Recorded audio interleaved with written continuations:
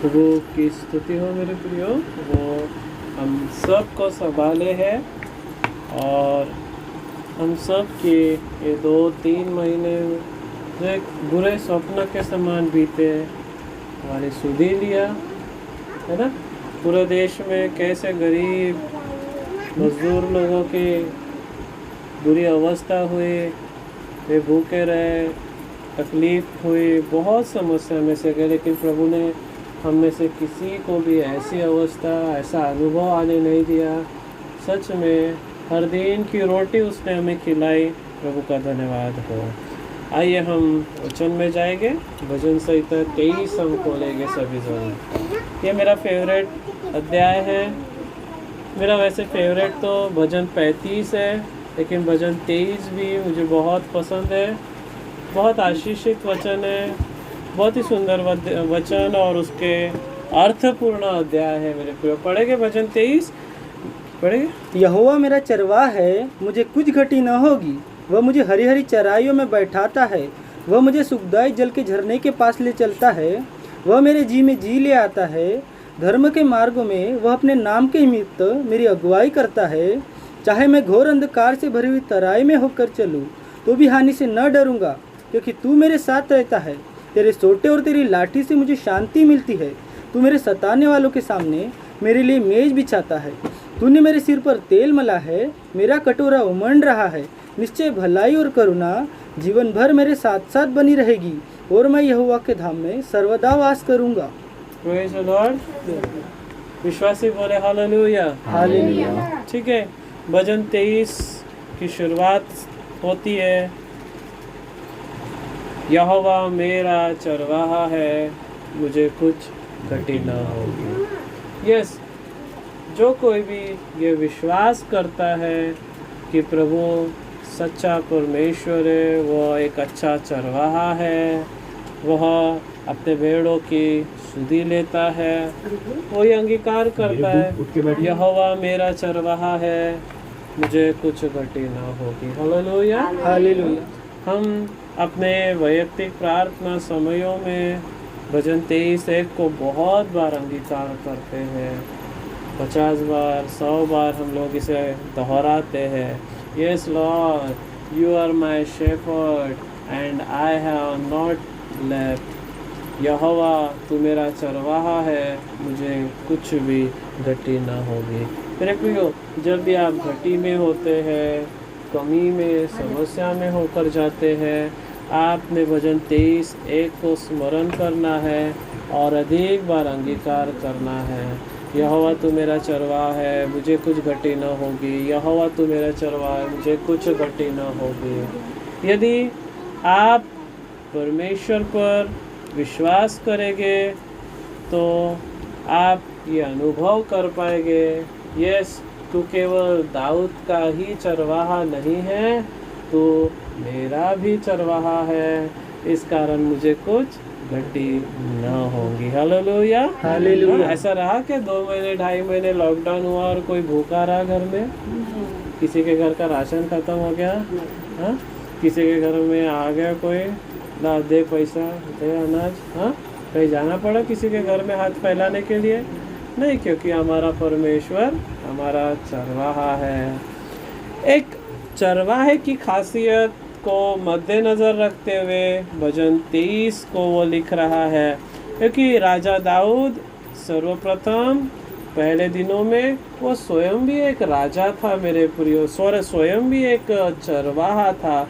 जब अपने पिता के घर बैतलहम में वो रहता था तो अपनी पिता की भेड़ों की वो चरवाही करता था। वो अपने पिता का सबसे आखिरी 8वें नंबर का बच्चा था और उसके बड़े भाई तो राजा शाहुल के सैन्य में सिपाही थे, लेकिन वह जंगलों में जाकर वीणा बजाकर अपने भेड़ों को चराही करता था। और मेरे प्रियो, यही एक अच्छी क्वालिटी है दाऊद के अंदर कि वह वीणा बजाकर नंबर 1 परमेश्वर की आराधना करता और दूसरा वो अपने भेड़ों की अच्छी चरवाही करता, वो उनसे प्रेम करता था मेरे प्रियो। चरवाहा आप है यदि कोई, तो उस चरवाहे के अंदर में एक अच्छी क्वालिटी होनी चाहिए।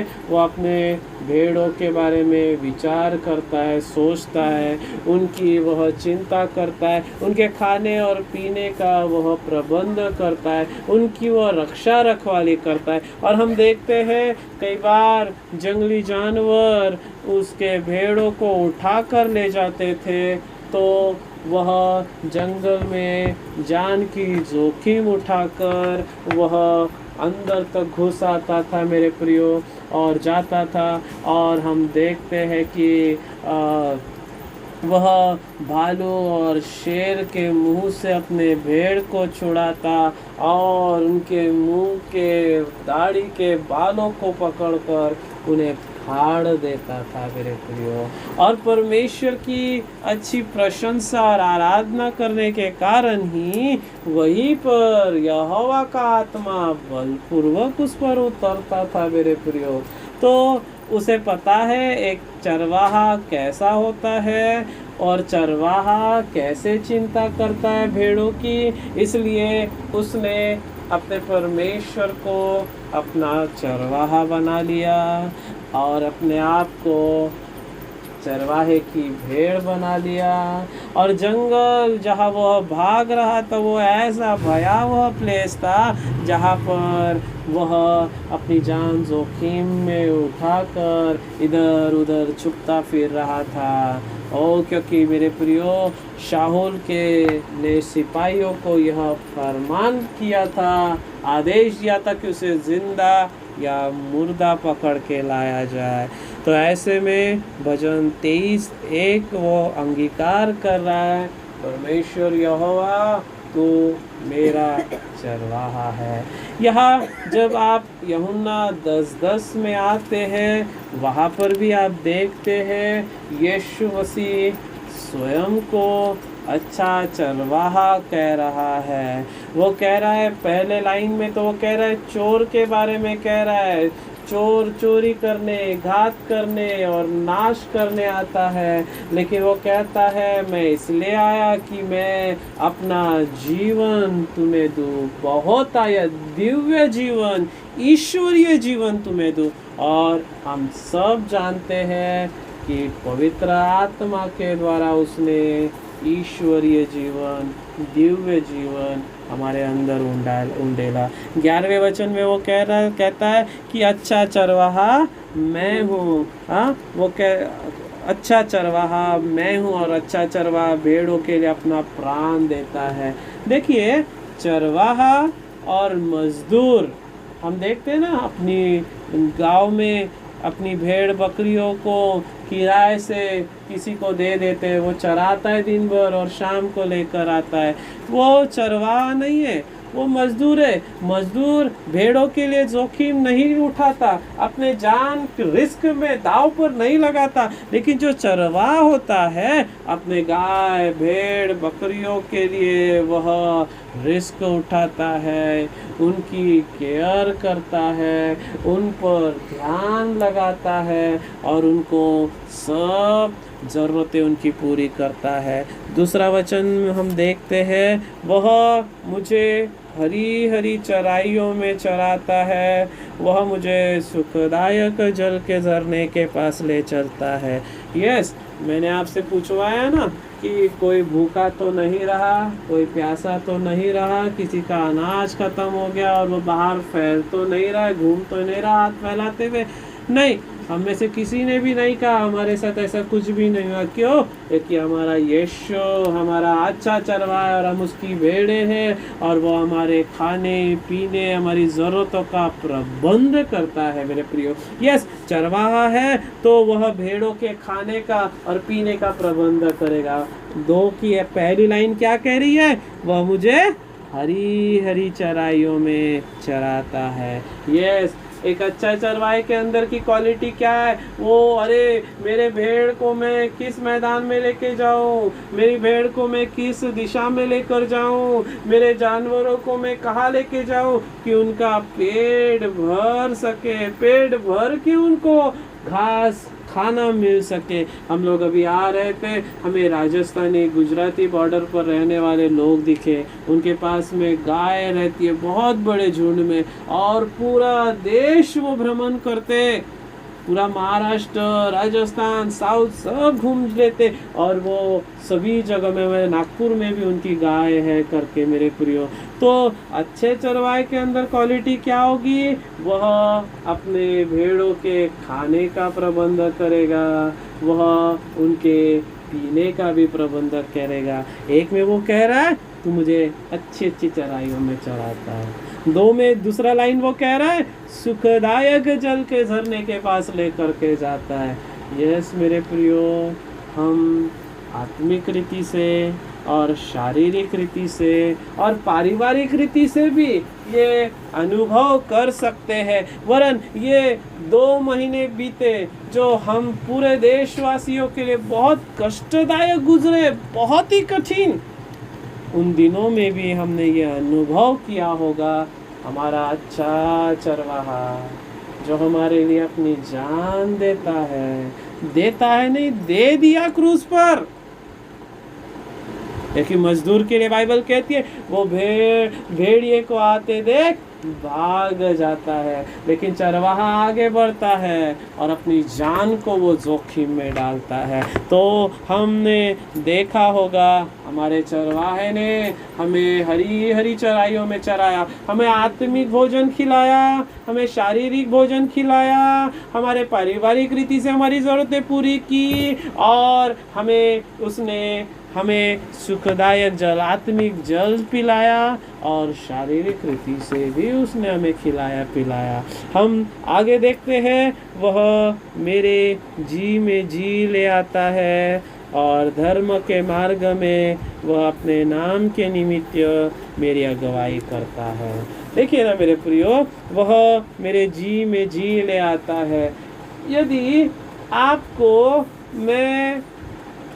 आपको यदि अच्छा भोजन में खिलाओ, अच्छा अन्न, बढ़िया स्वादिष्ट टेस्टी भोजन में आपको खिलाओ महीना भर 3 टाइम, मैं कहना चाहता हूँ आपका चेहरा, आपका शरीर एकदम चेंज दिखेगा, एक तो चेहरे पर तेज दिखेगा, आपके आंखों में चमक होगी, आप अच्छे हेल्दी बलशाली दिखाई देंगे।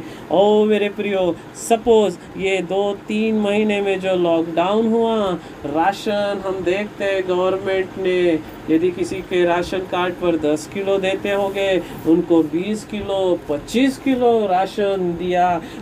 हमने तो 2 महीने हमको फ्री में भी राशन मिला मेरे प्रियो। तो अच्छी गवर्नमेंट क्या करती है, अपनी प्रजा, अपने देशवासियों की अच्छी सुधि लेती है। गवर्नमेंट ने राशन दिया, गेहूँ, चावल, दाल दिया, उसने कहीं कहीं पर शक्कर भी बांटी मेरे प्रियो। तो ये अच्छा चरवाहा क्यों ना आपके आत्मिक और शारीरिक भोजन का प्रबंध करेगा। जब वो अच्छा भोजन आपको कराएगा, प्रबंध करेगा, खिलाएगा पिलाएगा, तो अवश्य वह आप कहेंगे कि वह मेरे जी में जी ले आता है। यस, आपके जी में जी ले आता है। आपको खिलाने पिलाने के बाद वह आपको ऐसे स्थान पर ले जाएगा, बिठाएगा और विश्राम कराएगा मेरे प्रियो, जिसके द्वारा आपका प्राण तृप्त होगा। और फिर वह लिखा है, धर्म के मार्ग में अपने नाम के निमित्त मेरी अगुवाई करता है। हम आते समय भेड़ और बकरियों का भी झुंड देखा मेरे प्रियो। भेड़ की खासियत क्या होती है? भेड़ बिना चरवाहे के अगुवाई नहीं कर सकती, आगे नहीं बढ़ सकती। बकरी को आपने देखा होगा कि हमारे घर में भी बकरी थी, आपने देखा होगा, हमें पता है कि बकरी को छोड़ देंगे सुबह, वह निकल जाएगी, पूरा गांव घूम लेगी और चर कर पेट भर कर शाम को बराबर वापस आएगी। लेकिन भेड़ के साथ वैसा नहीं है, आप उसे छोड़ देंगे, सुबह वह जहाँ खड़ी थी वो शाम तक वही खड़ी रहेगी मेरे प्रियो। तो सच में हम जो एक भेड़ है, हम बिना चरवाहे के नहीं चर सकते। नंबर 1, यीशु हमारा अच्छा चरवाहा है, वो उस अद्वितीय हमें अद्वितीय सामर्थ्यशाली चरवाहे की तो आवश्यकता है ही है, और शरीर में चलाने के लिए हमें पास्टर नाम के चरवाहे की भी आवश्यकता है। यीशु मसीह महान और अच्छा चरवाहा है, और कलीसिया में उसने हमें भी चरवाहे के रूप में नियुक्त किया है। ये वचन कह रहा है वो मुझे धर्म के मार्ग में चलाता है, अगुवाई करता है। हम इस संसार में बिना चरवाहे के अगुवाई पा ही नहीं सकते, चल ही नहीं सकते, क्योंकि हम एक भेड़ है, और हम बिना चरवाहे के हम आगे नहीं चल सकते मेरे प्रियो। वो हमें खिलाता है, वो हमें पिलाता है, वो हमें रेस्ट भी देता है, विश्राम भी देता है। यस, हम मसीह लोगों को, हम जो अच्छी भेड़े हैं, उत्तम भेड़े हैं, उसके चराई की हमें रेस्ट कहाँ होगी, हमें विश्राम कहाँ होगा? हमें विश्राम उसके उपस्थिति में होगा। जब हम उसके चरणों में आते हैं, झुंड के रूप में या वैयक्तिक रीति से अकेले घुटने टेकते हैं, ओ घंटों उसके पास प्रार्थना में बैठते हैं, समय व्यतीत करते हैं, आत्मा में वो हमें रेस्ट देता है, विश्राम देता है। वो खिलाता है, पिलाता है, विश्राम देता है, और चौथी चीज, इस संसार में वही हमें आत्मा के द्वारा, बुद्धि के द्वारा अगुवाई करता है। एक आखिरी वचन चौथा हम देखेंगे, और उसके बाद में 1-1.5 घंटा मुझे लगेगा पूरा 23 समझाने के लिए, लेकिन मैं इसे शॉर्ट में आपके साथ शेयर करना चाहता हूँ, क्योंकि हम सबके पास समय नहीं है। चाहे मैं घोर अंधकार की तराई में से होकर चलूं, यस मेरे प्रियो, मैं हानि से न डरूंगा तो भी, क्योंकि तू मेरे साथ रहता है। जब वह शाहुल के सामने से जंगल में भाग गया और उसके सिपाही उसे ढूंढ रहे थे, मेरे प्रियो, दाऊद ने अपनी मौत को अपने सामने देख लिया। वो कह रहा है अंधकार की, अधोलोक की तराई में से होकर के जाओ। मानो वो ऐसा अनुभव कर रहा है कि मैं अधोलोक में डाल दिया गया हूँ, अपनी मृत्यु को उसने देख लिया, लेकिन वो क्या अंगीकार कर रहा है? मैं हानि से न डरूंगा। आप जब समस्या में होते हैं, आप जब परीक्षा में होते हैं, तब आप क्या अंगीकार करते हैं? ठीक है, मुंह से क्या बोलते हैं, क्या शब्द निकालते, वो बहुत महत्वपूर्ण है मेरे प्रियो। आप समस्या, हमारा अंगीकार कैसा है? ओ दाऊद कह रहा है मैं न मरूंगा क्योंकि तू मेरे साथ है, मेरी हानि नहीं होगी, तू मेरे संग है। ओ लेकिन हम छोटी सी समस्या, छोटा सा तूफान आते हुए देखते और सोच लेते, समझ जाते और बोले अरे अब तो मेरा कुछ भला नहीं है, अब तो मेरा कुछ अच्छा नहीं होगा, अरे अब तो मैं ख़त्म हो जाएगा, ये छोटी सी बीमारी मेरी जान लेकर रह जाएगी, ये छोटा सा फोड़ा ओ मेरी जान निकाल लेगी। मेरे प्रियो, मैं स्पष्ट कहना चाहता हूँ, दाऊद के ऊपर से आप एक अच्छी सीख लीजिए।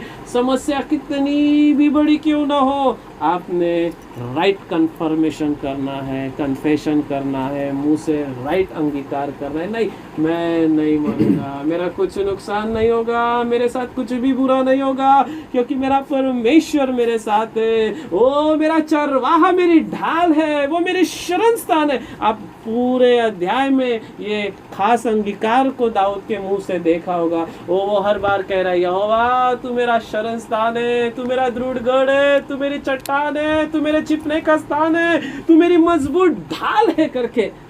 क्यों ना आप भी हर दिन अपने काम के समयों में अंगीकार करें, चलते फिरते, बर्तन मांजते हुए, कपड़े धोते हुए, काम करते हुए, यीशु तू मेरी ढाल है, तू मेरी चट्टान है। हम लोग रास्ते से आ रहे थे, बड़ा डर था मन में, क्योंकि गाड़ी हमारी अच्छी नहीं है, बहुत पुरानी है।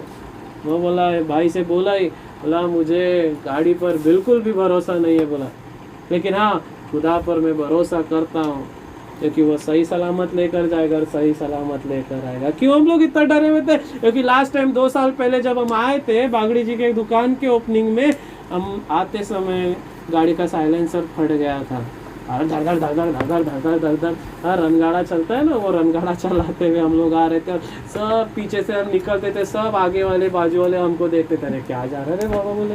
हाँ, हालेलुया। तो मेरे प्रियो, मैं आपको ये बताना चाहता हूँ कि हम ये अंगीकार करते हुए आए, यीशु तू हमारी ढाल है, तू हमारी चट्टान है, तू हमारे आगे आगे जा रहा है, तू हमारे संग और साथ है। प्रभु हमारी कोई हानि नहीं होगी, इस बार हम सही सलामत जाएंगे और सही सलामत हम लोग घर को वापस आएंगे। हालेलुया। परीक्षा में, कठिन समयों में, संकटों में आप क्या रिस्पॉन्स कर रहे हैं? क्या अंगीकार कर रहे? मुंह से क्या निकल रहे? अरे अब तो मैं मर जाऊंगी रे, अब तो ठीक नहीं होती रे, अब तो कल नहीं देखूंगी रे। भजन 118 और 14 कह रहा है मैं न मरूंगा। क्या कह रहा है पढ़े? मैं न मरूंगा। हाँ, भजन तो कह रहे हैं भजन 118 और 17, मैं न मरूंगा लेकिन जीवित रहूंगा और परमेश्वर के कामों का वर्णन करता रहूंगा। अरे तलवारें लेकर दिन रात घूम रहे, मौत आगे देख ली, वो अंगीकार भी कर, लेकिन अंगीकार क्या कर रहा है? चाहे मैं मृत्यु की घोर अंधकार, यानी इससे भी खराब परिस्थिति हो जाएगी तो भी मैं नहीं डरूंगा, मेरी हानि नहीं होगी, मेरा परमेश्वर मेरे साथ है। यहाँ वो क्या कह रहा है? मैं न मरूंगा। हाँ, हम छोटा सा बीमारी आ जाती, अरे मैं तो मर जाऊंगा।